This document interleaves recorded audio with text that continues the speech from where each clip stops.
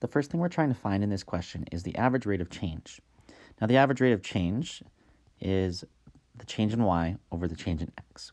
Although in this example, the variables are different. So here we're looking for the change in h of t over the change in t. Well, the change in t is going to be easy because that's just going to be 2 minus 1.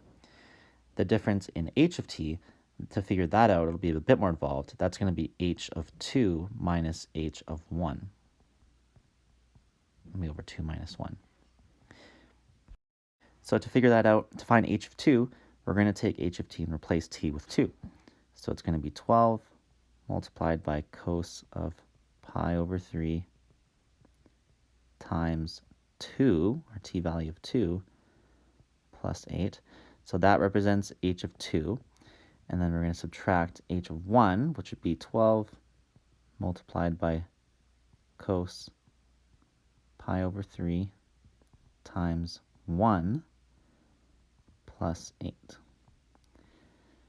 And that's all going to be over 2 minus 1. So after carefully calculating that, typing that out in your calculator, you should get an answer of negative 12. So the average rate of change is negative 12. For the second part of the question here, we're being asked to find out at what values of t does h of t equal 0 in the interval from 1 to 5, and justify your answer. Well, we're going to be using our graphing calculators here to help us out. So after you input h of t into your calculator, you should get a graph that looks something like this. After using the calculator to find your zeros, you'll get 2 zeros here between the intervals from 1 to 5.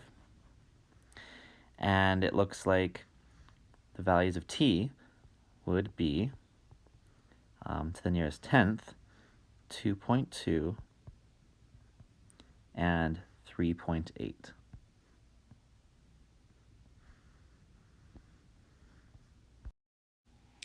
And since it does say to justify your answer, all you really got to say is something like, using the graphing calculator, the zeros were found to find where h of t is equal to 0. Just a simple little explanation like that is enough to suffice. All right, that's all for this video, and thanks for visiting JD's Preparation.